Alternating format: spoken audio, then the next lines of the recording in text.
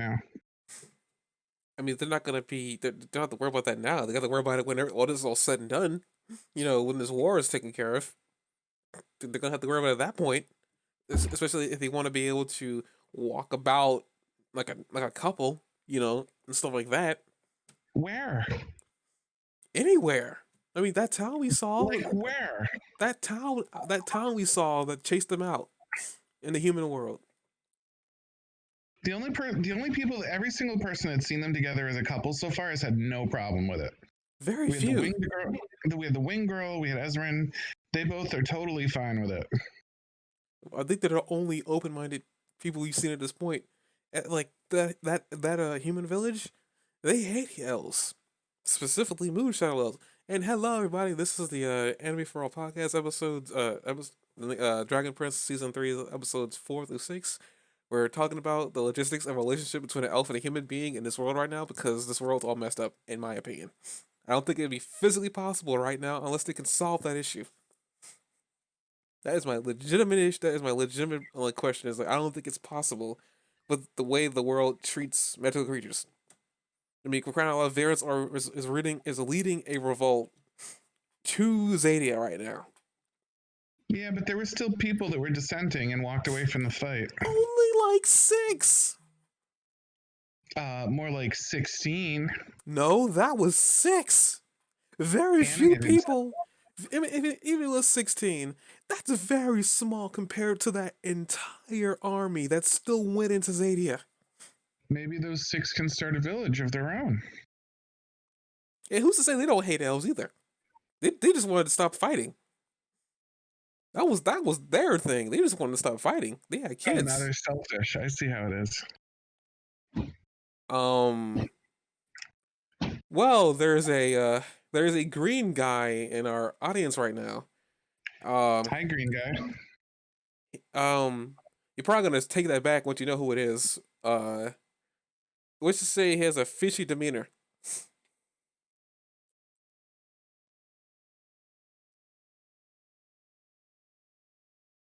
Really? And nothing coming to mind? Not one person? Really, Jacques? Wait, did he leave? Wait a minute. Did he actually leave? Yes. Is he still there? I mean, I think he's still here. He commented like 4 times. Yeah, Andre's still there. I mean, Andrew. Why do I keep calling Andre? Dang it. Andrew's still there. I mean, I don't know if he's still here now. I got that one view, but No, we're good. I don't see him in the user list. wow, he literally popped in to say hi and then he left. Wait, What did you say? why do I have a user called Very Naughty Wife? I don't know. I just thought that was yours. Really, Jacques? Really? Is this what we're doing Why now? not? This is what we're doing now. Back on track. What we were offline. You know what I mean? You could be back onto like the episodes at hand.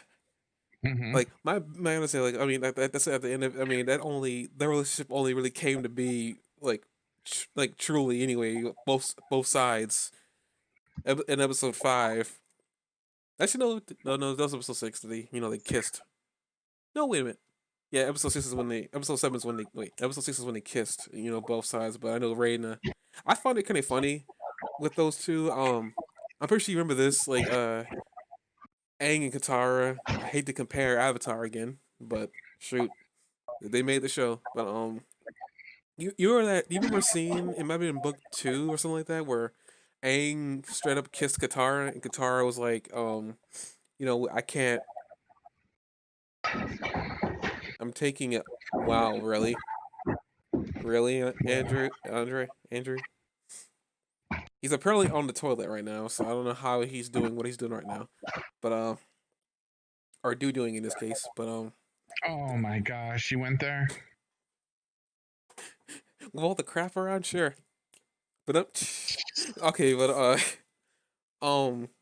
But back like you know, I think there's a scene. I'm not sure I remember this correctly, but Aang like either tried to kiss Katara, either kissed Katara or confessed to Katara. It was one of these three that he loved her, and Katara was like, well, I can't do this right now. We gotta focus on the mission at hand. Yeah. I kind of compared that to what happened here. Why am I echoing? Why are you echoing? I don't know why I'm echoing, I but don't know why you're echoing. but I was comparing it to the Reyna and Callum situation. Okay. Why am I echoing? But Why are you echoing? I blame Andrew. I hear my voice from your end. I really am hearing my. How do you know it's from my end? Do you have your volume on your stream? No, I'm not even. I don't even have Twitch on. I'm using the exact same settings on my computer that I've used for every other podcast. You don't just loud. I don't even know. Are you in the chat like on Twitch right now? I am, but I've got it muted. Are you sure? Oh my god, again. Oh, so we only got 2 dozen of these, so I won't eat any of them. Oh no. Let's disjoint an episode of this podcast we had to date. But partially my fault, partially your fault. Well, I was comparing it to like how Reyna straight up kissed Callum and just like Callum didn't have a reaction or have a response to being kissed, which is natural because it just randomly happened. Uh, but I kind of found it too. I found it funny that, but I guess both scenes kind of. I mean, both series have had a scene where there's something going on between the main characters. I also find it kind of funny that they did a callback, and I loved it so much when it happened. I guess the first episode, Callum and Reyna are both heading. They're trying to head to drop the dragon off at the mother, and before we see them, we also see the flying harpy chick in the sky. She apparently gets the message. She intercepts them before they get to the desert. Uh, she apparently gets them onto a giant camel to cross a desert that apparently is dangerous at night because there's these light serpents that suck the life out of these creatures that you shouldn't walk around the desert at night. And the camel gets stuck in a hole. It's unbelievably hot. Yeah, it comes really hot during the day, so they had to trouble about camel. The camel gets stuck inside of a pit that the sandpaper's made, but as she jumps off, she says, "Don't touch my staff," and he essentially. This is actually after Reyna. No, also this is after he. This is after Reyna kisses him because he was trying to help her through her rough patch. Being rejected from her village. But she's like, "What's going on? Like, what's that? This is strangely familiar." Boomerang. I was like, yes. Right?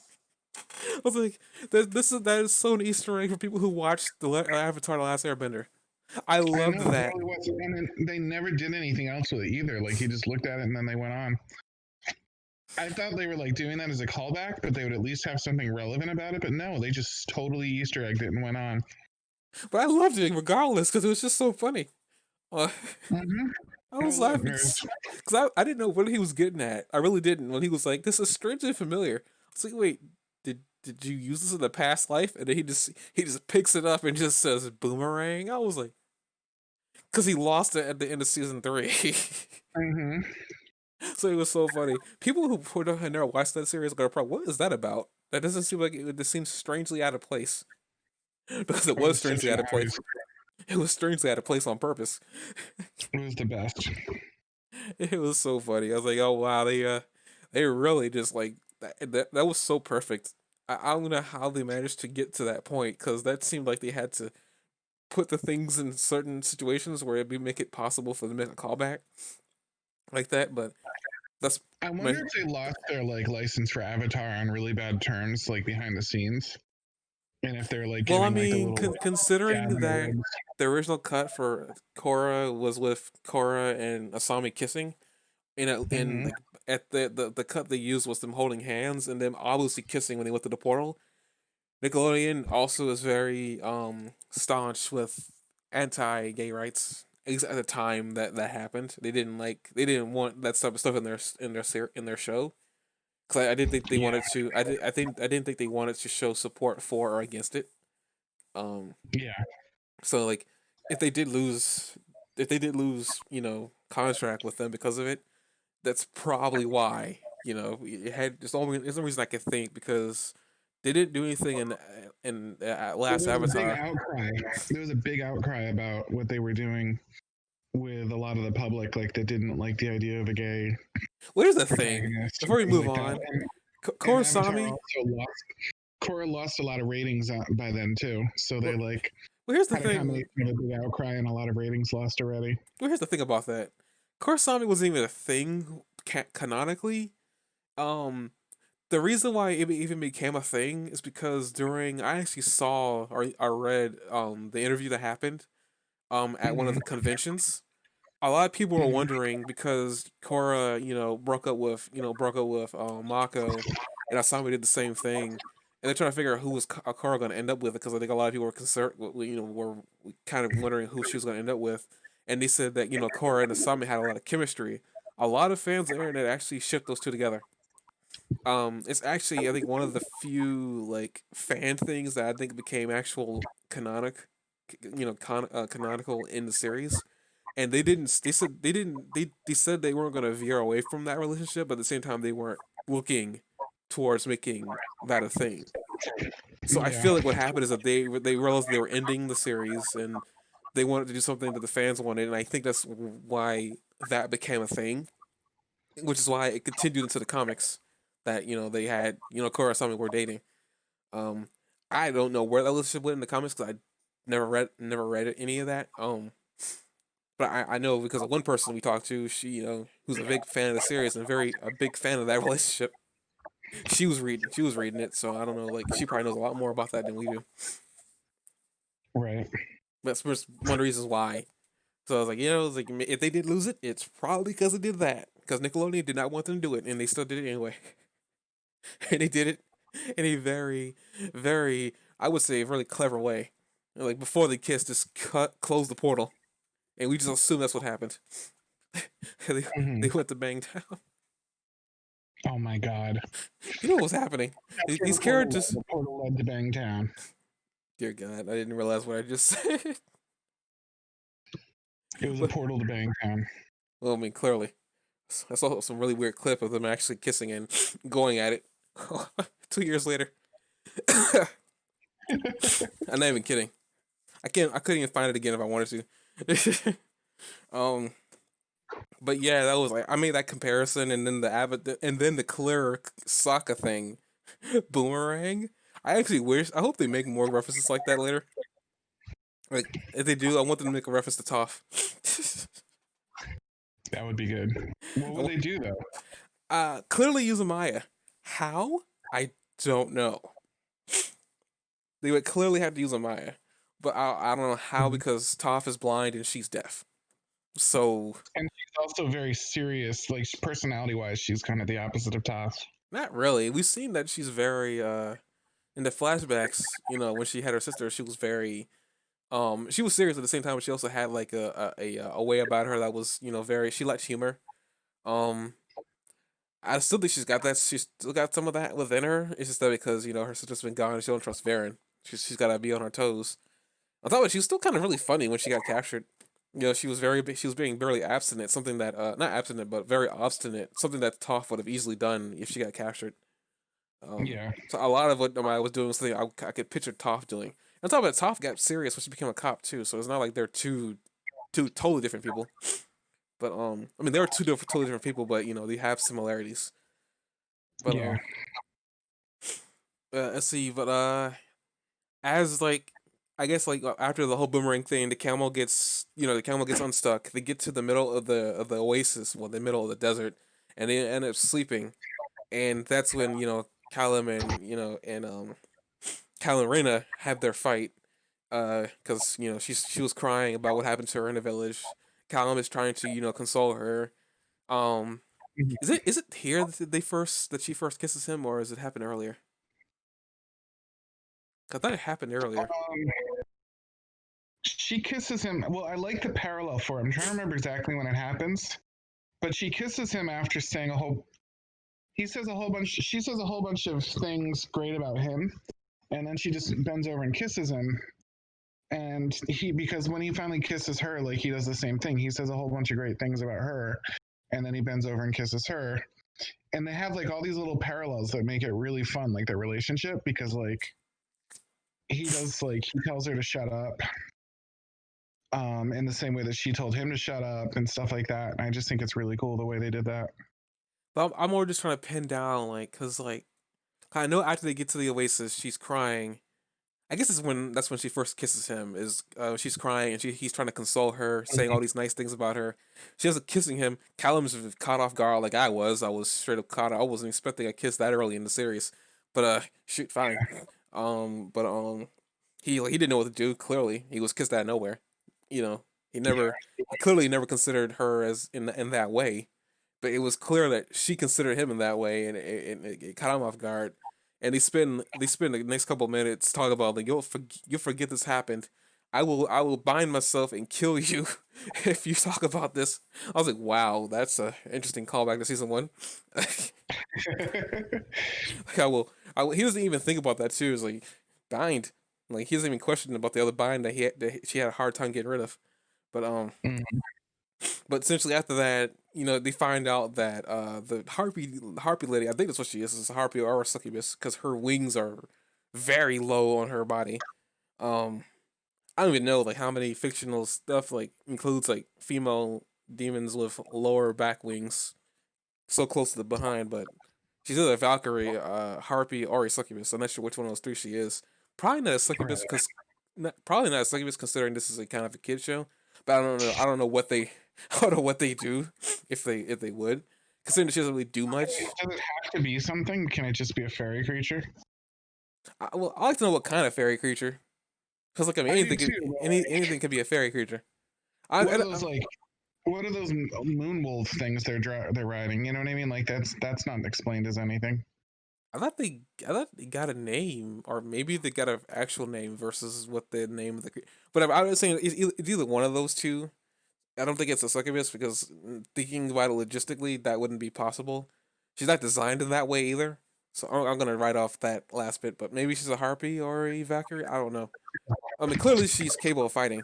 But I guess moving on from that point, they end up finding out that she took the camel, she took Zim, and she disappeared.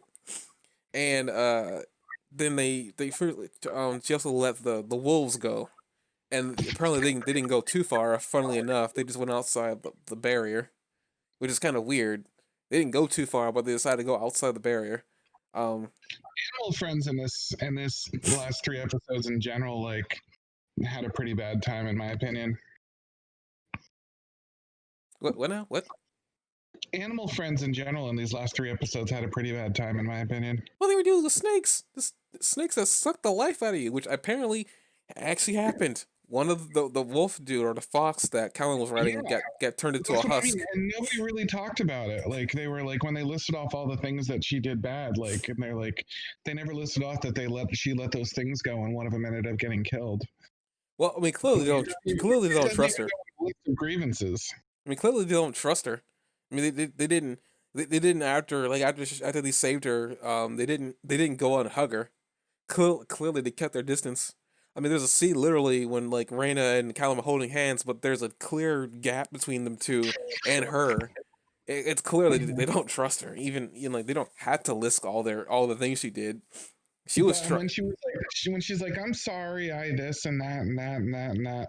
She never actually gets to mentioning that she killed one of their animals. Well, she wasn't there when the fox was turned into a husk.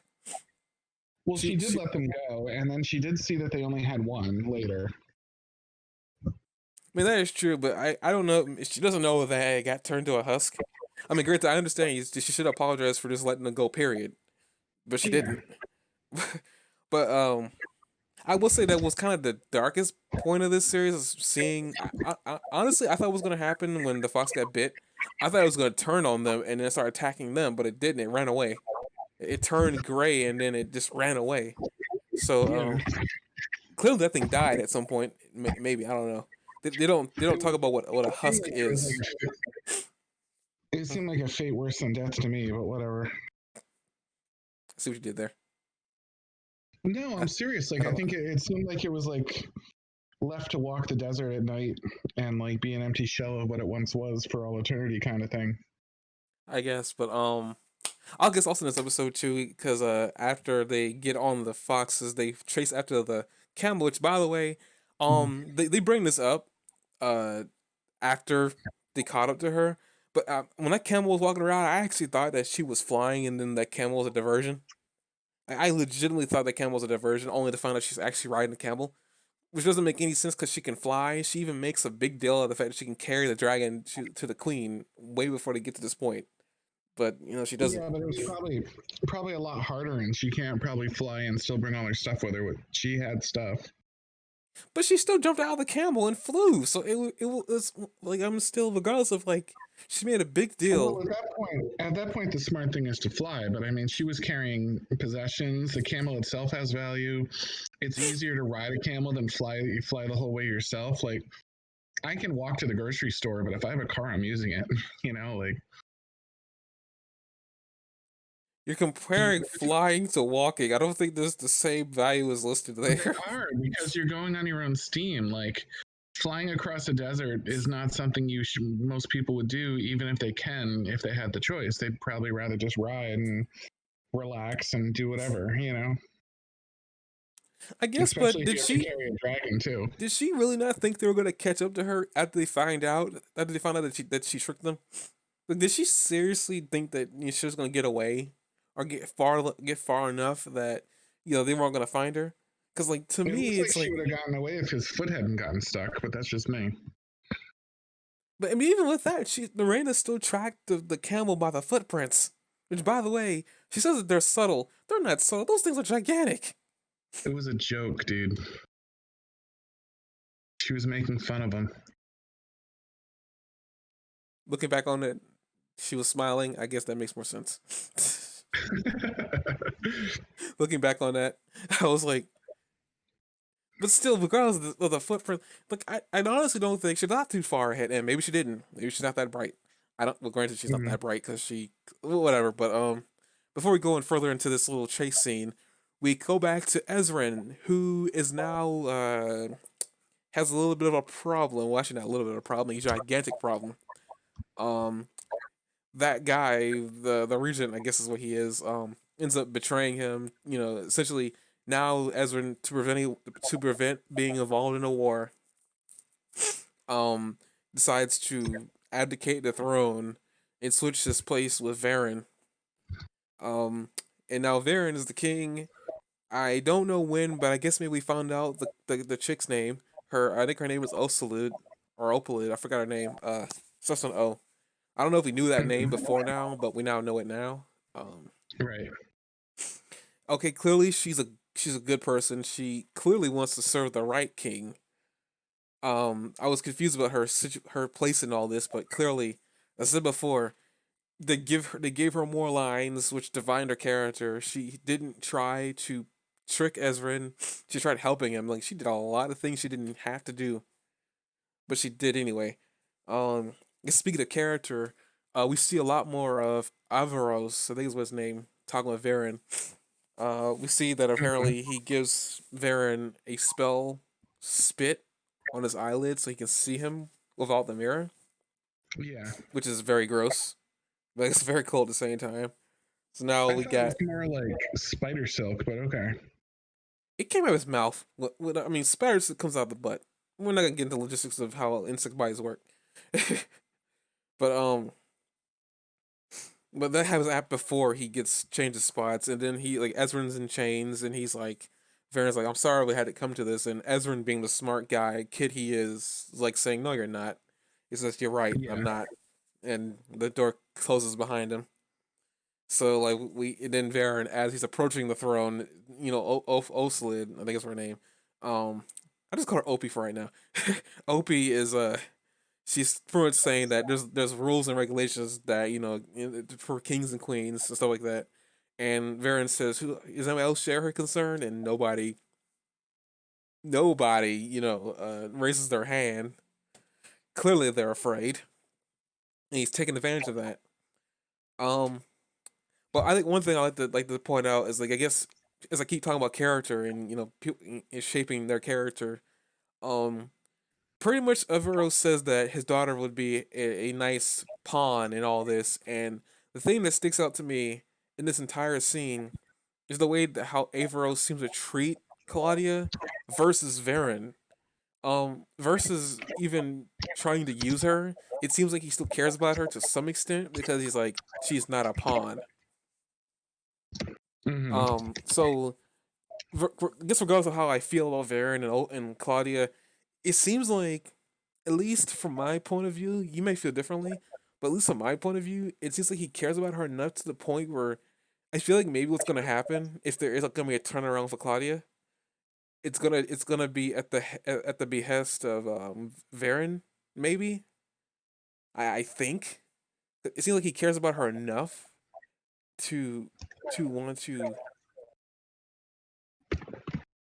I feel like he cares about her enough to like not want to get her too involved, I guess. See, my problem with Viren is I don't fully get his motivation in the first place. Oh, I know, and this is just from everything we've seen him do. He seems to hate fairy creatures, and I don't understand it because we get like backstory on what happened to Dragon King, but it doesn't seem like he has a legitimate reason to even hate him. Like the king really has more of a reason, and he was using his hatred of the king to get him to kill him. I don't quite understand why he hates fairy creatures. It doesn't seem to be stated at all, or even hinted at why he might have a strange hatred for them. So I don't know. Like I really can't. I guess it's combined with the whole you don't understand his motivation for all this, Yeah. which is kind of like the reason I was saying like I'm still. It's kind of strange that I I I mean yeah, it's his daughter, but at the same time he was very offended when Everos called her a pawn, which Hmm. isn't a characteristic of an all bad guy. It isn't really a characteristic of an all bad guy. He isn't like Ozai bad, where Ozai would use his daughter to an ends, which he did by the end of the series. Like he doesn't seem to want to get her involved too much. He even keeps her at arm's length. Like literally, when like she walks in to see how he's doing, he's trying to say as little as possible to get her involved. Right. So it's like it's one of those things I don't like you said before. I don't understand. Like I think what we need really for him is why does he hate fairy creatures so badly? Like But he doesn't why? have any problem with his little like genie in a bottle going on thing, Well, like, he's using him to an ends clearly. and they're making it really clear, but he doesn't. I don't see any signs of him hating him. He's more interested, even when he doesn't know who he is. He's Well, I like, I guess that's need the to thing. learn Maybe about it isn't a this. hatred, but here's the thing though. He clearly he's done things that clearly show a sign of him hating fairy creatures. He hates the elves for whatever reason. He hated the dragon for killing the queen, but it wasn't his Hmm. wife. Which I honestly thought when we were seeing that scene, I thought we were gonna get confirmation that my theory that maybe he was in love with her was true, but we didn't get any confirmation about that either. So We don't know who his wife is. well, I don't think we're gonna get. I mean, well, it depends if it's part of Claudia's development. I mean, Claudia clearly states that their birth mother, left for another village. Um, Lineage is definitely like a big deal in these worlds. So this world in Avatar, like lineage and the strength of the elders and the legacy of the elders, like in this one, even more than the other one, it's a central theme. I mean, there's a lot of things important. I mean, we're getting confirmation that even more so, maidens matter a lot in this world. I mean, even like with the Dragon King, like, he was always guarding the barrier. Then he guarded the border, but when his wife was gone after the egg had been hatched, he was tasked with guarding the egg. Yeah. Which we find something interesting too is like in terms of like the at least I found it interesting that during the revenge plot, which is by the way, Varian clearly manipulated the king, clearly manipulated him at that point, and I believe that's probably what really ticked him off, and which is why we saw what happened between them in the very first episode of season 1, where he's like, "You seem to have forgotten your role," and all this. Because, by the way, they give his actual role, which I was always I thought maybe he was a regent, but clearly he isn't. He's a high mage. They call him High Mage Varen. I don't know if they ever state that, but they stated in one of these episodes that he's a high mage. Um, so like, I mean, that's interesting too. So he doesn't really have any real royal like he doesn't have a royal status. He's just a spellcaster, which is interesting too. But I think this right here, like I think the king realized in season 1, or at some point later, he realized that he was manipulated, and he used his wife's death to his advantage, which is probably why we saw him act the way he did to Varen in the very first episode. Um, Yeah. so I think we got confirmation about what was going on there. But you were right in the very first episode. There's definitely something going on between those two we did not know about, and we find out in season 3. So So you, far. so you call that? I mean, I don't know if there's any more that happened between those two. Uh, Maybe. I mean, we do find out that he manipulated him further to kill the dragon egg, which, by the way, we found out he didn't kill him. So I'm maybe more confused about how he got the egg back. Because he made it very clear that he wanted to kill the egg. But I found it I thought he interesting. just wanted the king to think that. I also think that when he tells a story, it's not necessarily a canonical story, it's his version. But here's the Most of the thing: why time. would he lie to Erebos? I can see why he would lie to like the princess, the queen, the young queen. This might be a weird way of looking at it, but why would he tell Erebos the truth? Well, clearly at this point, he knows Erebos hasn't 100% lied to him either. But I know he hasn't. I know he knows he hasn't told him the truth. But at the same time, like he doesn't have a reason to lie to him either. Cause like I mean, he knows Erebos is trapped on the opposite side of on the opposite side of like a mirror. There's He's got to nothing. know that Erebos is dangerous too, though. I mean, I think we know at this point that Varen isn't stupid. He isn't all that bright, but he isn't stupid. I highly doubt anything he would have told him would have given Erebos any real ammo to use. Uh, Right, and he probably wants that to continue to be the case, though. but here's the thing: like he had to be telling the truth all the way up to the egg, because we see the dragon the Dragon King statue clearly broken into pieces that was definitely shown in the flashback. So I think he was It telling him could the be truth. entirely true, and he could just be leaving something out.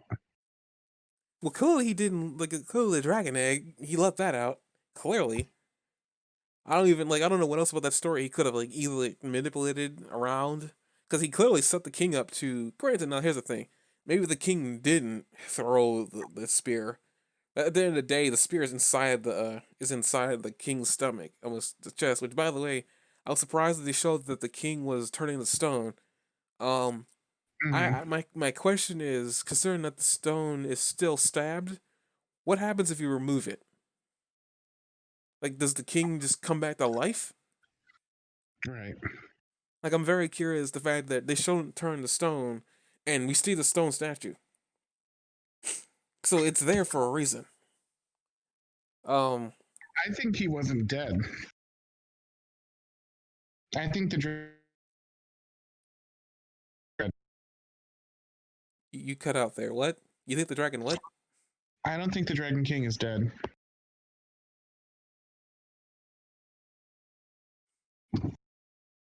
We only got two options. He's either frozen in time, like Piccolo was from Dragon Ball Z, or he's dead. I think he's living stone. You can see like his eye moved right up to the point that it turned into stone. I think he's all stone.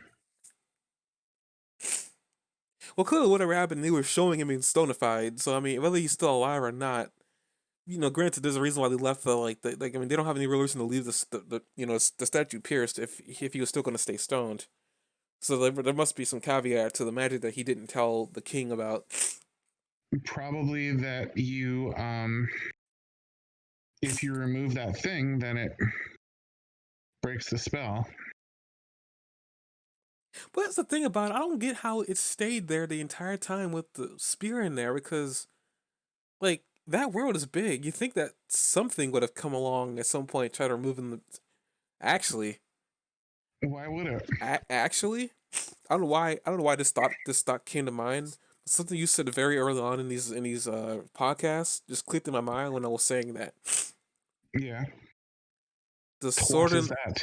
the sword and the stone. Well, in this case, it's the spear and the stone. Mm-hmm. I mean, nothing's sitting here saying that they would. But who's to saying that maybe someone did try coming along to remove the stone, remove the spear, but they couldn't because they're not worthy. Granted, the other thing too is like, what's to stop the Dragon King from killing whoever removes the stone? I mean, removes the spear from his chest. I don't even freaking know. I guess another thing too, we also see that the spear didn't make any real blood come out of his stomach, which we already know this show isn't shy about showing blood. So clearly, Yeah. clearly that spear didn't make any real damage. It just stabbed him enough to the point where he couldn't move. But another thing too is like, even if he isn't dead and he's still stoned, how can he live without a foot, a wing, and an arm? Because those things broke off when he was trying to move to go towards his home. I don't think they did. But we saw they were broken in the current time when Callum and Reina were. Callum was talking about how much he hated the king, but he also felt sorry for him. We clearly No, saw that I his don't. wing was missing, and we clearly saw the wing was like broken off, and then a foot was like dislocated. I think you might be mistaken. How am I mistaken? The wing, from the way the position from his story, and then the position of that dragon, it looked like everything matched. I don't remember. I don't remember that. Remember it that way. That's all I'm saying. I have a feeling in my back of my mind is telling me you're joking right now, but I'm gonna go and confirm something for myself right now. Go confirm it for me, please, because I'm not joking.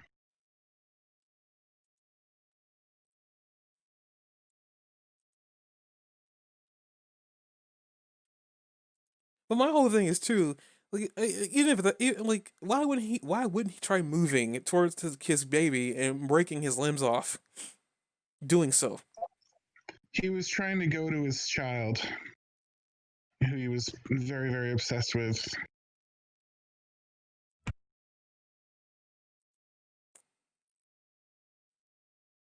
Okay, Ezran. Wait, that's farther past the story. Hold up.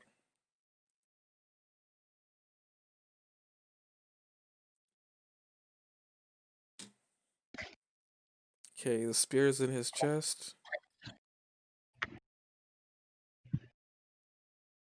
Well, actually, we're trying to confirm. Well, I'm gonna launch this thing again, and then I'm gonna go and watch where the stone figure is from what we can see.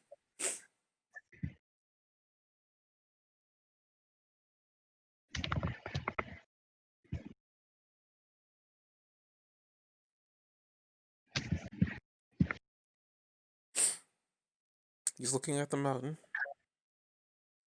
He's trying to fly off. Then his wing gets stoned really quickly.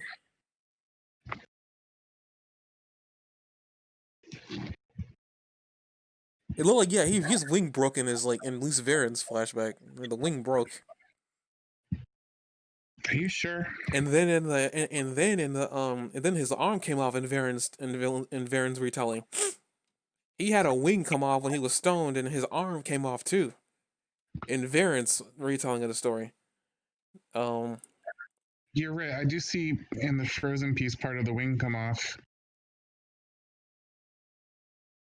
Like I'm looking at when Ezra was playing around it.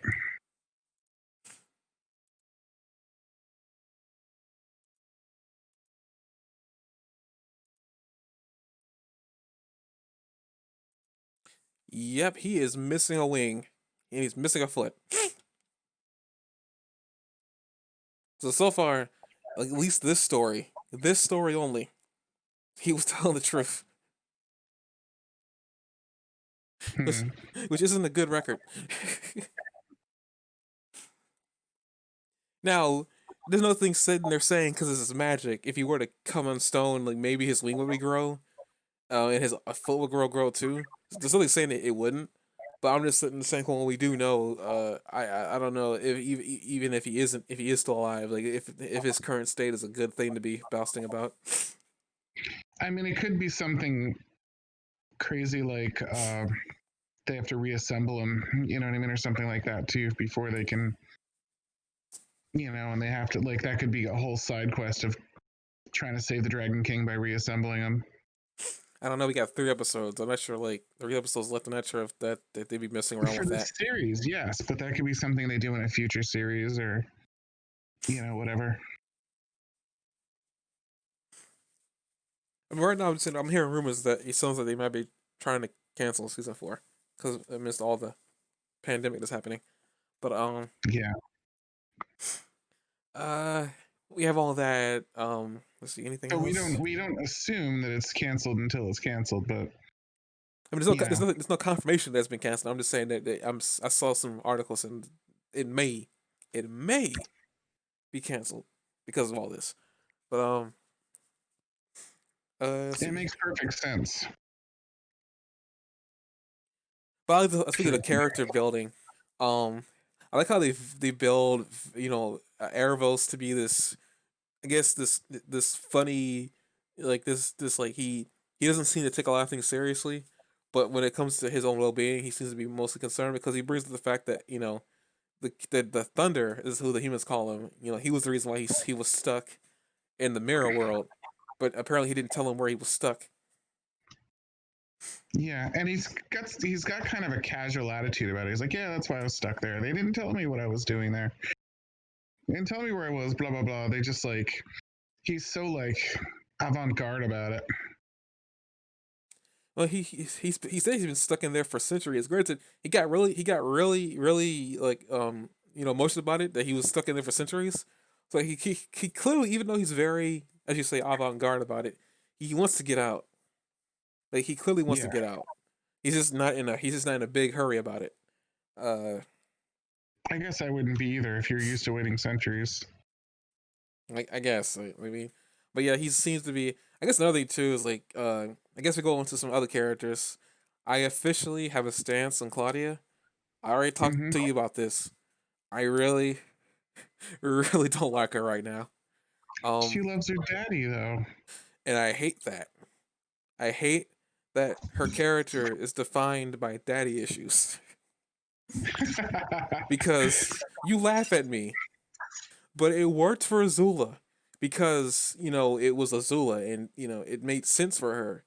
To me, Claudia is her own character. She has a lot going for her, but because it seems like to me, and I think it's kind of been confirmed that I think she resents Soren. And it's because she's stuck with Varen because she wanted to go with her mother. Clearly, she loved her mother, and I think she loved her mother more than her father. But I think she resents her mother and she resents her brother. Her mother for leaving and her brother for choosing her father.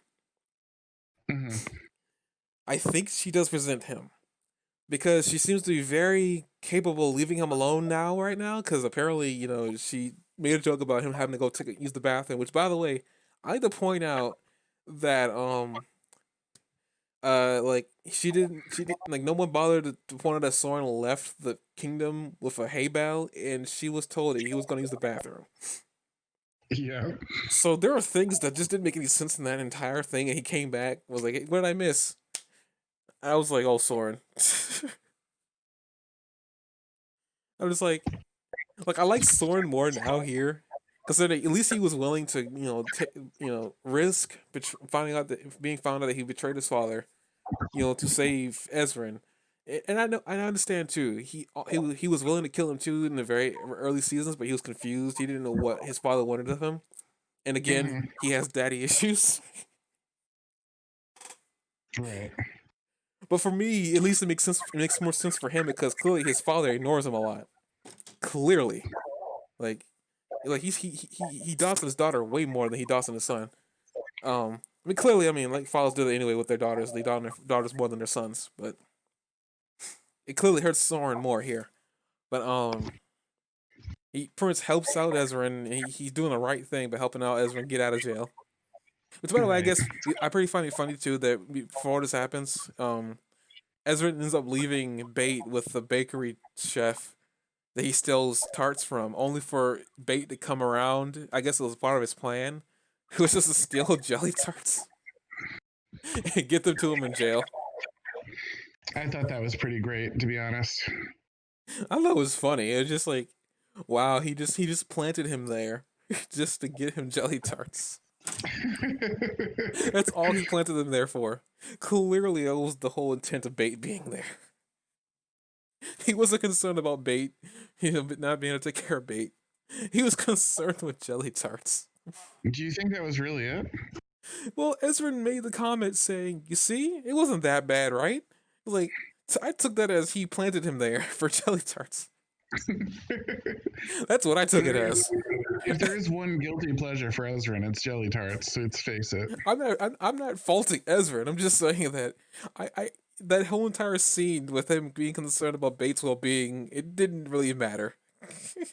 It seemed like he was still toying with him, just in a weird way. He uses kingly status to gain access to leave Bait, essentially to plant Bait as bait to get the jelly tarts out of there. And then the baker didn't even think twice of it.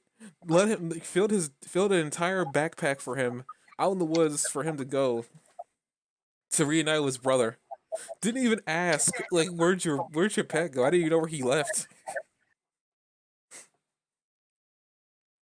I'm just like, how is Ezra getting away with this? I mean, granted, I mean they do say they serve the true king. So clearly, even though Ezra has abdicated the throne, he's still seen as the king among some of the people down there. I think he's like allowed to have a couple funny moments and like be a kid once in a while without. I'm not saying he's not allowed to have those moments. I'm just saying I just thought it was pretty funny that they didn't make any like real effort to have the baker, almost chew him out. No pun intended.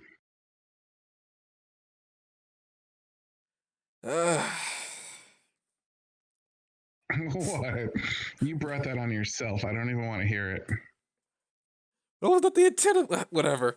But after all that, they see him on his way. A character I didn't think we were going to see again, which was the moon mage. She ends up coming down with her moon phoenix at night. Sends Ezra off on her moon phoenix to go catch up with Callum. And the funny thing is, I thought about the moment that it happened before they even asked her the question. I was like, how's she gonna get back? And she's like, that was the thing. I was gonna hang around here as a human, and then she turns into a human. It's the most over the top like transformation scene I've ever seen in this show. Well, except for when the wood elf costume comes off. I don't know, that was over the top. That was very comical, and you know it. I was cringing the entire time. I really was. Like the whole, I understand that it was the play at the fact that Reina was playing as a human in the human world, and they had to get Callum something fun to do, so they gave him like the elf ears. I was just cringing. I think the accent was really what was really making me cringe because it was so clearly Australian. It was so clearly Australian, but I was very proud of him. But now she's a human, and like the movie is not human, and Ezra is now sent off to go and get caught up with his his friends and his brother.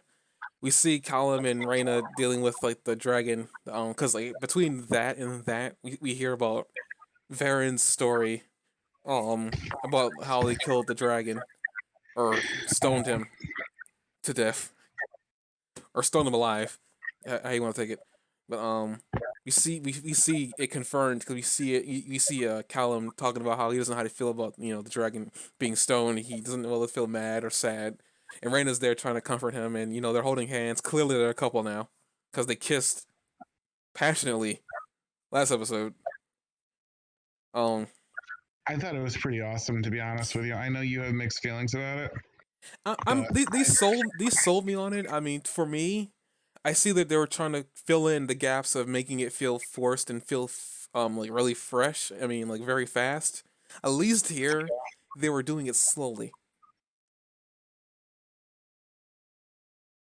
At least it Is that felt more like organic slowly, here. It felt slowly more. in an adult way, or Hmm? never mind. What'd you say? I think it was. I think they did a good job of making it natural and still having a sort of like we fell in love and like we just can't control it very well kind of feeling to it. Yeah, I mean, it felt more natural here. But like now, my biggest concern, and it's a story point because they hammer in the fact that people don't like elves. So for me, it's like, well, Colin's got obviously got to go home. He's obviously got to go home after all this because they can't stay in Zadia. I mean, there's nothing saying they couldn't, but I don't know if the magical creatures like humans because we already seen the dragons don't like humans. Mm. Like we already seen that, and there's dragons everywhere in that world too. So there's no way they could like hide, well enough to not be hidden because dragons have a keen sense of smell. Um, so it's like one of those things. Like I don't know. I feel like that maybe they're leading into another plot point and they realized they needed to get another plot point going, but they needed to figure out a way to slide it in there without us noticing it. And I think they did Uh-huh. it. They did it with this relationship thing popping up. Um, but it felt organic, and I'm enjoying it. I'm more for it now. I'm just hoping they flesh it out a little bit more. Make it really feel like it. It happened over time versus it happened all in 1 second. Because even back when Callum fell into that coma, and she was coming out with the fact she might have fell in love with him. I felt that was kind of fast. I mean, yeah, they spent a lot of time together, but like to me, it didn't seem like they spent that much time together. Considering they had the third wheel of Ezran most of that journey to begin with. I, and I know you said that it didn't feel rushed to you, but it kind of felt rushed to me. And then the whole like species thing, It which I didn't mean, feel rushed because that's how people fall in love sometimes. It's like they have a little under the surface build up, and then all of a sudden they have a breakthrough where they're just like, you know what, and they go for it. but it didn't seem like they were really that awkward, even like back then. It seemed like there was more of a friendship blooming than a relationship. Which I mean, I know a friendship is a relationship still, but it didn't seem like it was blooming to that point. I mean, I was in the back of my mind, I was like, are they going to try shipping these two together? But I was like, no, they're not going to do that. Like, they're not going to do that. And then it happened, and I was like, they did it. They actually did it. Oh my goodness, they actually did it. Um, and like for me, the logistics it's more like considering the world that they built around them, only for this type of relationship to happen. And I know they want hardships and they want plot to develop with those two. But it's like when it's like I understand what they're going with now, but But I mean, originally, we've been through this too. Like last podcast, like I was going on about how they had built this up, like how they had sort of a love at first sight moment when they like met out in the woods and she spared his life and stuff like that, and how how close they were and how quickly they trusted each other. And there was like a lot of moments in this where they had like an immediate connection of some sorts, and how willing she was to give up her life, like her hand for them to save them. Like there was some stuff there where it made a really, really easy transition from just friends over to something more serious. I just at first didn't think it was that natural because I wasn't taking those scenes that I guess you were taking as transition to love. I wasn't. And back in my mind, I was like, I wonder how they're gonna, I guess they're gonna do the whole, generic male falls in love with girl thing, female thing here. If they're gonna do it with Raina and if they were gonna do it with Raina and Colin, and I wasn't sure they were gonna do it or not. And then when they did it, like I wasn't prepared for it because most of the time when I'm watching shows, I'm mostly prepared for it. So I'm like, okay, well, they finally kissed. I wasn't in the back of my mind saying just kiss already. I was not doing that when I was watching these two.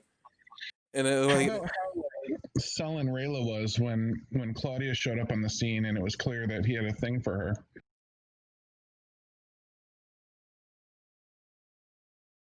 I don't think I even saw that. I probably wasn't paying attention to like Raina when that happened.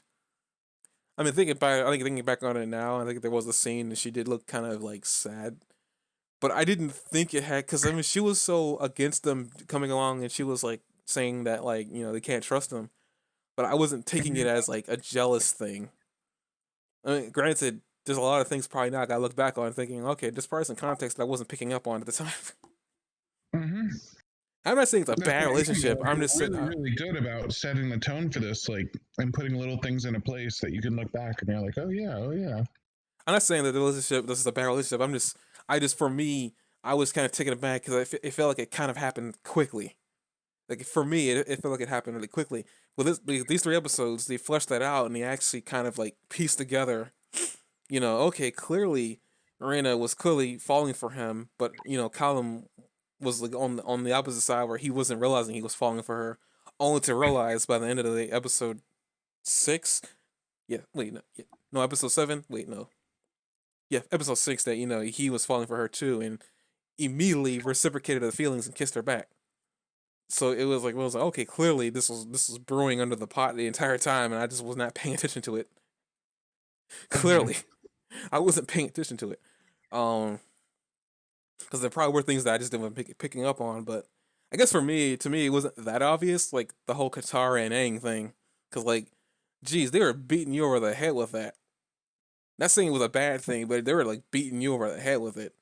Every time I was like, okay, yes, we get it. Katara fell in love with Aang. Aang fell in love with Katara. Yes. Can we get past it? Stop beating me over the head with it. They're gonna get together when they get together. To me, it didn't seem like it was so obvious here.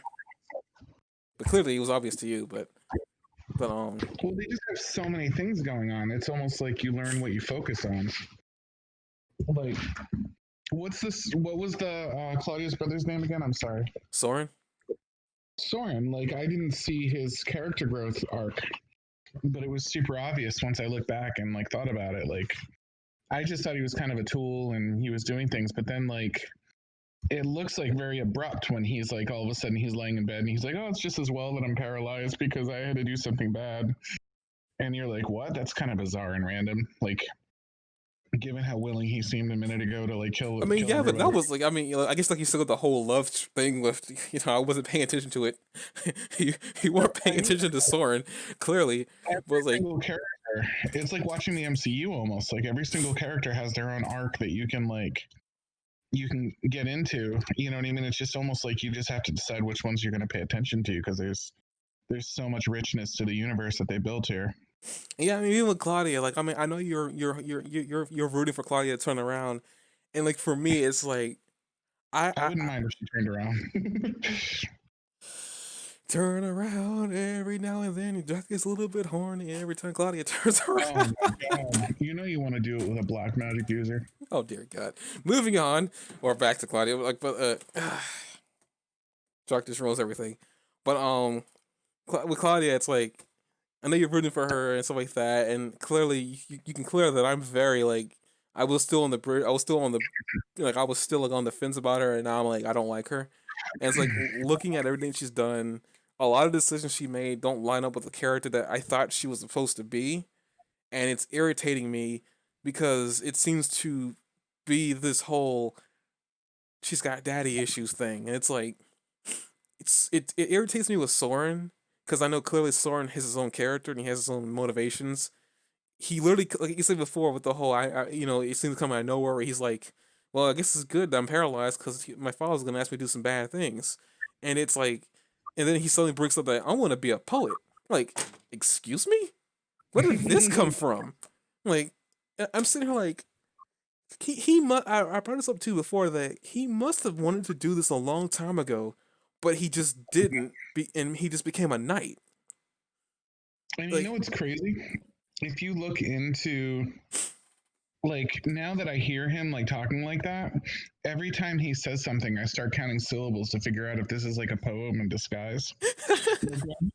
When he was going across the with the hay? bridge, yeah, with the hay, I started counting syllables. I'm like, is that a haiku? Wait a minute. And then like I'm like trying to figure out if he's doing it now. He's been secretly just spouting out poems the entire time.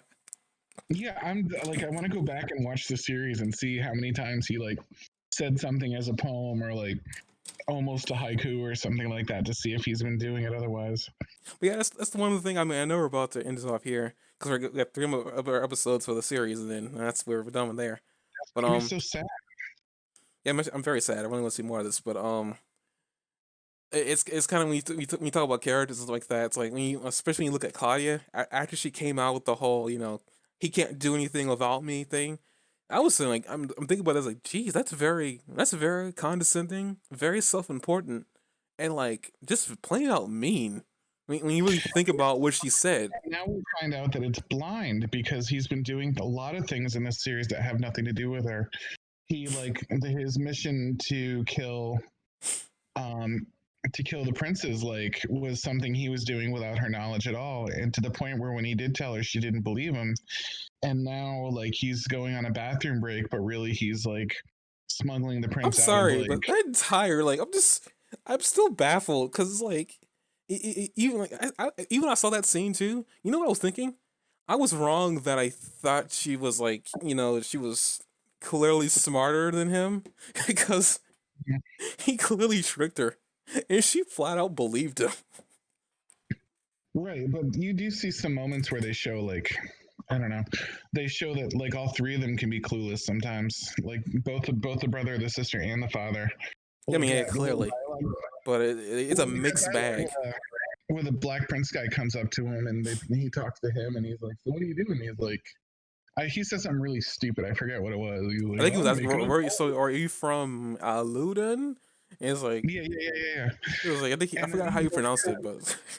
And then he goes up to Claudia and he's like, "Boy, your brother's kind of a tool, huh?" And she's like, "Oh, I always thought I was the tool." And then he looks away and she goes, "No, he's like, your brother's kind of quirky." And she's like, "Well, that's funny. Your brother says I'm the quirky one," and then she just makes that face, and then he just moves on. And no, and then he rides on with her for a moment, and he's like, "Is your dad talking to himself?" And then he comes in, and he's like, "No, he's stupid. Of course he's not talking to himself. He's talking to his little bug friend." And he looks at the bug, and he just squints at the bug, and he's just like, he just starts backing off. He's like, "Okay, we're gonna go ahead and just be happy with what we've got." So I'm gonna go and just ride my horse anywhere but here. My horse is clearly the best for conversation out of the group today. And but the point is it's interesting to see that he's had all these little storylines going on that Claudia just assumes that she's knows everything about him, that she's in complete control of him, that he's her kind of almost minion, but he has his own mind and he has his own things going on that she has nothing to do with. And you can see she didn't know he was feeling guilty. She didn't know that he had that mission. Even when he told her, she was so confident that she knew everything about him that she's like, "Oh no, you were just mistaken." And Claudia's really blind to the people that she loves anyway, which is going to be a weakness for her maybe later. But it's just interesting to see how much he's had going on that she doesn't know about, that he can literally take Ezra and stuff him in a bale of hay, sneak him miles out away from the castle and come back, and she thinks that he's on a bathroom break because he said so. It's not just that she's dumb, it's that she's blind to the people that she loves. She's blind to her dad, and she's making up the best possible scenario for her dad. I'm gonna say I don't think she's dumb. I think she's very misguided, and it irritates me so much. And everything you said about her really makes me realize that I was never on the fence with her. I didn't really like her, really, if I really think about it, because everything you said about her, everything that culminated with that one statement of how she felt like she was tied down due to her brother. As you said before, he's been doing things on his own. For crying out loud, his father tasked him with a mission to kill Ezra, and he was doing that behind her back. Yeah. He was attempting all this. He failed at it, but he was tempting. Clearly, he can think for himself. He doesn't need Claudia there all the time. But it shows how clearly self-important she feels. She comes off as airheady,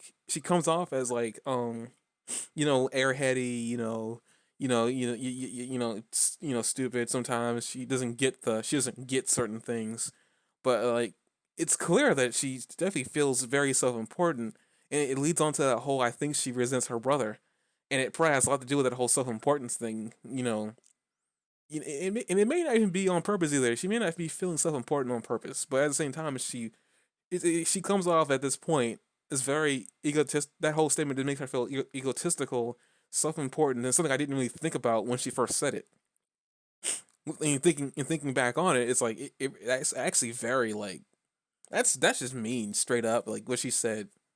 And she doesn't even say it to her brother in his face either. She tells a doctor, but when she comes out of the curtain, she says Yeah. all that. And the funny thing is, it's not even prompted either. It's not even prompted. It's like like like can your brother eat without you? She just says that he may not be able to walk anymore, and she just lays all this out like no warning either. It just comes out. And they're like, okay, guards. Like she tells Ezra about the mother thing. You feel bad for her, and then she finds out her brother can't walk anymore, and then it's all comes out. Like, okay, do I need to play my mini violin? Like, because I even thought this back when she said that. You didn't have to go with your brother. You could have went with your mother. Nobody was telling you couldn't. Your mother just suggested that maybe you should be with your brother, but you could have just left him. You didn't have She's to. pretty self-absorbed anyway. She's like, oh, I always thought you'd be the one to kill the dragon. But it looks like it's me. There's a lot of things actually I need to go back at some point and see how many things she's actually said that were self-important. Yeah.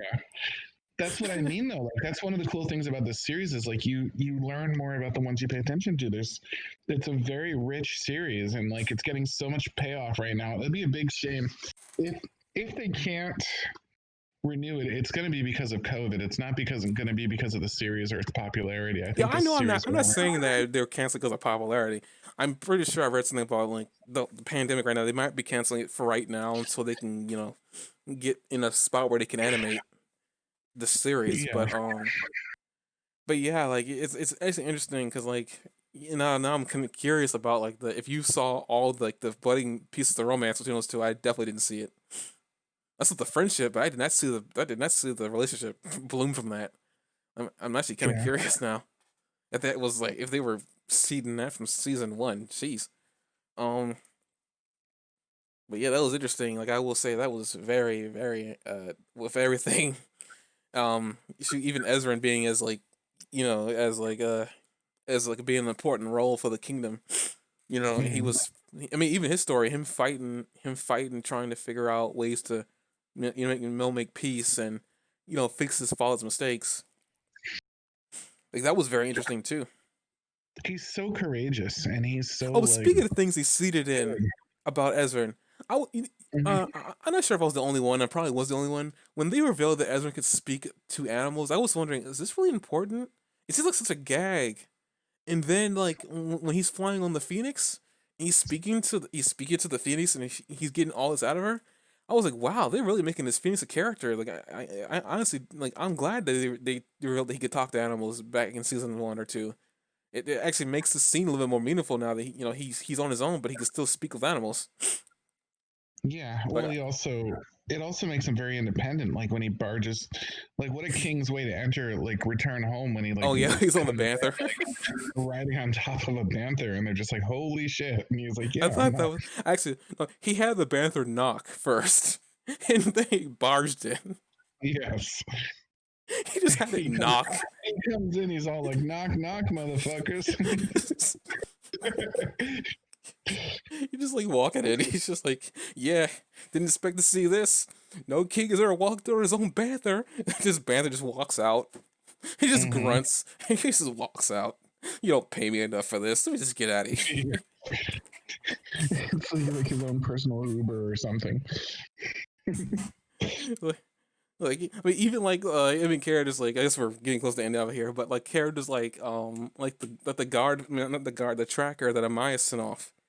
He seemed like such a one-note guy, and only for you to find out that he had his own mind, his own character. He was really just acting on orders, and he's like a nice dude, even to the point where it's like he's trying to enter the throne room on his first day, and the guards are like, no, like only the king and people he deems that are necessary specifically go in there, and he's like, I request him specifically, and then the guards are like, it checks out. Just Right. like I guess every character that was in the show actually had like a line that actually was kind of funny to listen to. Even the guards, they were just bad guards altogether. Like even like I guess we had end off here like Ezra's like you don't have Like to the one they repeat. bribed. Like the one they bribed, all of a sudden that character has a story then because the way they looked around kind of guiltily when they got bribed and everything. Yeah, I don't know. I mean, it's like, those characters all have meaning. It's like I guess no, like, there isn't like really a throwaway character at this. Well, except for the little girl on the back of that giant one three-legged wolf. I expect to see her again, but they didn't. I mean, we still got 3 episodes left, so maybe she could still show up. That was pretty funny. I mean, even the guards, like especially like the king requests us is not to repeat everything he says. I realized as soon as I was finished saying what I said. Yes. You're like, oh my. High five, heart writers. I was just like, wow, they really didn't have to do that. They really didn't, but they did anyway. I thought it was functional though too because it like I think there was definitely a feeling that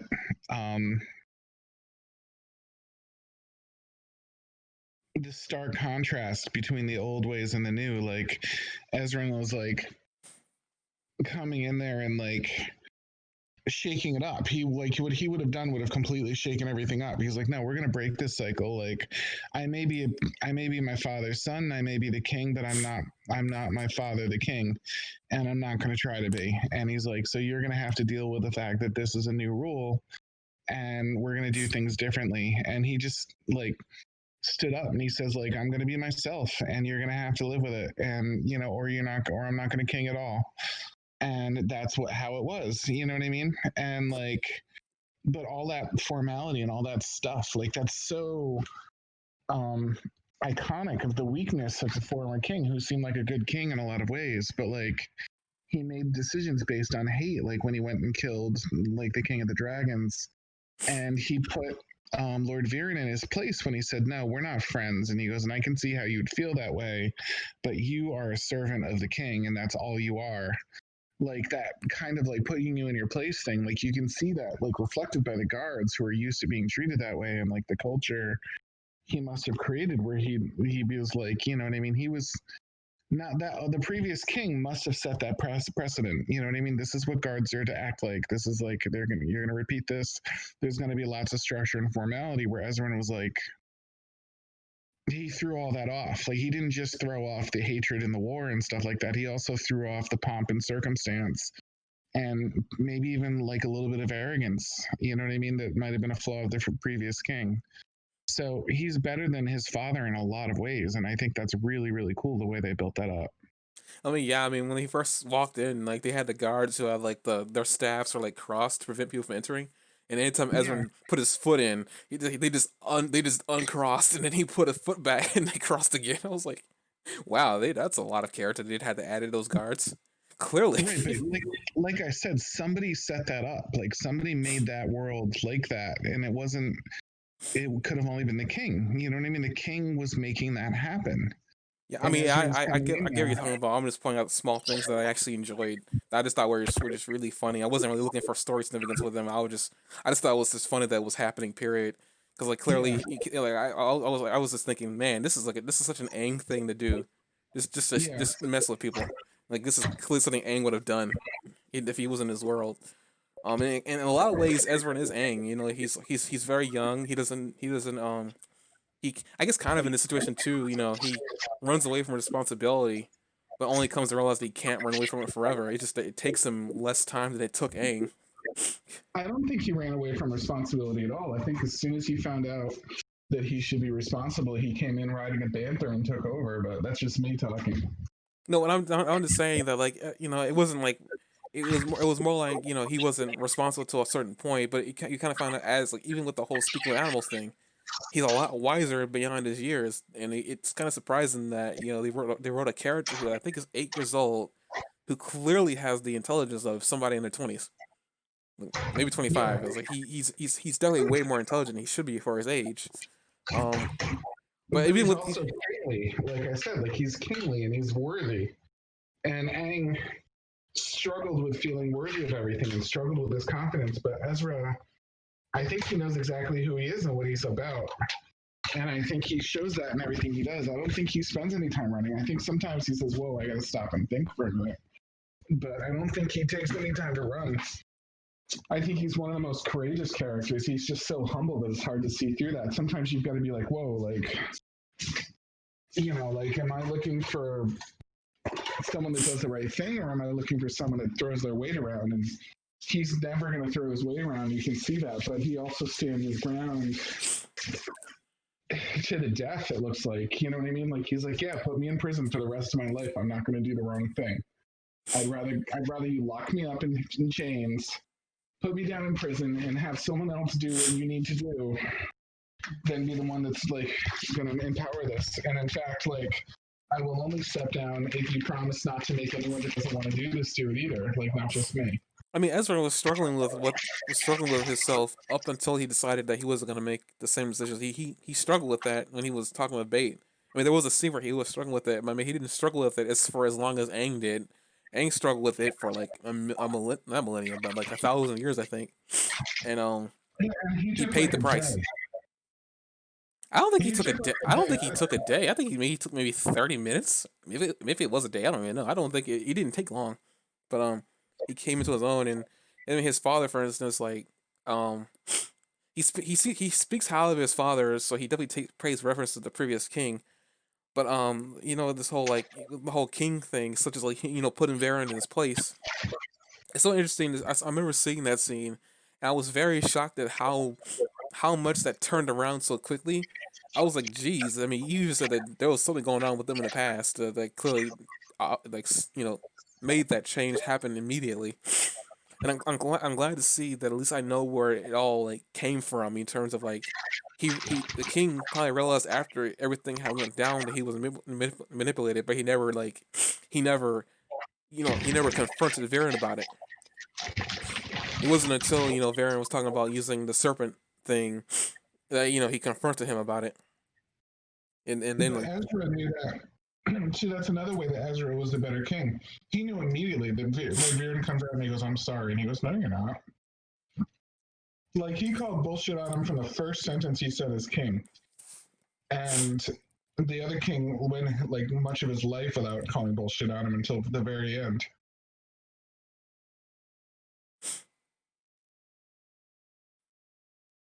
well, I think it's the king's fault for being so easily manipulated. I understand, you know, grieve your wife, but don't let who clearly wasn't a regent. He was a high mage. I like to point this out because I mean I didn't know what rank he had, but he definitely didn't have an ability at all. But he was still able to manipulate. You know, he was still able to manipulate him throughout his entire time as a king. Do you think the king is dead? I'm certain he's dead because we see that room a couple times, and granted, I mean, we do see that room from a couple of different angles, and we don't get a chance to see it the entirety. But like, it seems so like weird if he isn't dead. We think we would have seen Varen like mention, or you know, even like gloat like that maybe he isn't dead. I mean, I know you're probably talking about the whole coin thing. Maybe he turned himself a coin, but I'm also talking about how important it was to him that nobody walked into that room. Remember, Soren was going to go into the room, and he was flipping out about Soren going into that room. I don't know. I'm convinced that he's dead, but at the same time, I do know the role. If they didn't die on camera, they didn't die at all. So I'm still keeping that in the back of my brain in terms of like, well, he didn't die on camera. So usually in animation, that's how the role goes. If they didn't die on camera, they didn't die at all. That's a general rule they keep of a lot of these shows, is that if they didn't show them dying, they didn't die. Let me ask you another question. Why would they show the coin thing? Why would they set that up as a part of the world building if it didn't mean anything? I mean, honestly, I just figured that was just him being a dick. But I mean, honestly, I mean, thinking back on it and, you know, knowing what we know about all these characters and their growth, I mean, it does seem like such a weird thing that they would have as a throwaway thing.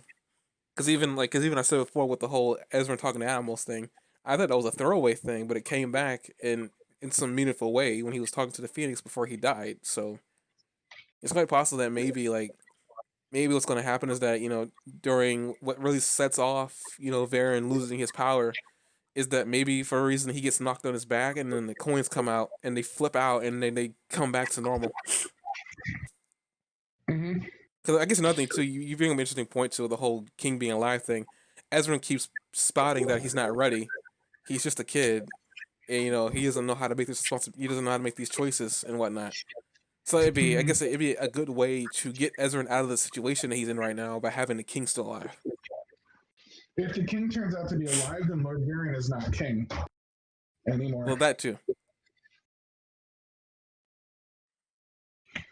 I don't know. I guess it would pay sense. I guess it make more sense too why he was such in a rush trying to get the crown on his head in the first season.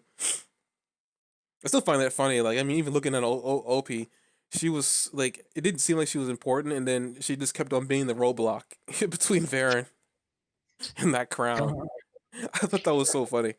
She kept on being the roadblock until she couldn't be the roadblock anymore. Hmm. Well, even then she was going to try to be the roadblock, but he came up and he was like, yo, like, the next step is you are a traitor. Like, it's time to back off. And she's like, oh, okay. Yeah, I do even like how that tracker said that we got to get out of here now because it's not going to be too long before he issues a warrant for our arrest. It's like oh, that actually makes a lot of sense. I like how he's thinking on his feet. What is the tracker's name? He's becoming one of my favorite characters. I don't know his name actually. I really don't. He's one of my favorite characters at this point. I've really enjoyed him. He's very dependable and he's really cool. He makes really good decisions and he's super I think I called sometime earlier that I think he's probably gonna be maybe a traveling companion if Amaya isn't gonna be. And so far he's proven he's been a traveling companion through the whole story already, if you think about it. I mean, I guess it's true. I mean, if you consider him tracking and stalking them in the woods, but I mean, I don't really consider that a traveling companion. Well, he's definitely one of the crew. I mean, he's one of the crew now, definitely. I mean, 100%. Yes, I've enjoyed his. I mean, I've enjoyed his. He doesn't seem to be pointless. Whenever he's not needed, he's not there. He doesn't speak when he's not needed, even if he is in the background. Yeah. But even, I don't know, the gestures in this series are sometimes just as important as the literal things said and done. There's a moment where somebody advances. Remember that when that prince comes in and he's threatening war and he's doing the ultimatum thing? And he takes a step towards Ezran to threaten him. And he steps right in between them. You know what I mean? And it's overlooked. Like, you can look right past it. But when he's doing the ultimatum, he takes a step towards them. And that guy decided he went too far and he steps in between them. And I'm like, go you, dude. You're awesome. But there's other moments, too, that have helped build up. Like when Callum and Rayla were like building up their relationship. There's a couple moments where Rayla will do something awesome. And Callum might not even be the center of attention on the screen, but you'll see him look over like with a look on his face like his heart's aflutter.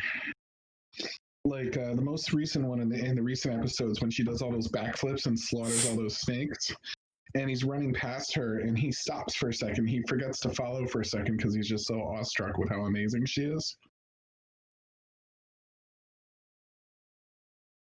I mean, yeah, like I said before, like I for one wasn't aware of any of this, and I mean, I do say it's more natural now because they fleshed it all in and it's like that with this episodes here. But like right now, my biggest concern going forward now, and I know they're not gonna address this because it's not important. The Dragon Prince is the main plot right now. But I know you say it's not that important that if they can live a life together in this world, but I think it's really important because, Callum is still like the son of a king, and according to that letter, if you've forgotten that his stepfather gave him, he wanted him to be there for Ezra, and I don't think Ezra's gonna completely give up on that throne. I think he just wanted to he needed a way out, and he smartly let Varen, be like the scapegoat for that. But I think there's some bigger plan that Ezra has up his sleeve, but he needs to see through the mission that he first set out on, which is to send the Dragon Prince back to the mom. He wants to fulfill that first before he steps back into getting the getting thrown. Because even another thing too is like Ezra managed to set up his own posse when he was gone for so long. And he said before he was so independent, he literally set up his own posse. Even the baker was involved. That was hilarious. I think what's going to happen at the very end of the series, Callum and Ezra are going to get married. And it's going to represent a marriage between the human and fairy worlds. And Ezra and Bait are going to get married. And that's going to represent, like, both princes got married to something from the fairy world, Baton, Ezrin, and Callum. And I think it's just going to be like that. That's what's going to happen. I second the marriage, but not to Bait. Ezrin and Bait. Is Bait even a female? I thought Bait was male. Well, I mean, I guess then again, they haven't shied away from same-sex marriages, so never mind. But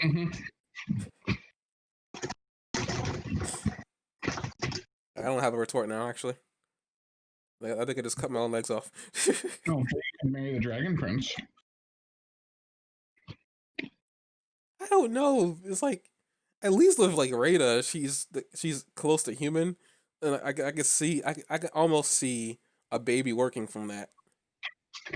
But I don't know. Zayt would be a really good relationship. What? Did you just call it Zayt? Mm-hmm. Did you just seriously call it Zayt? Okay, that's it. We're ending this here now. See you guys next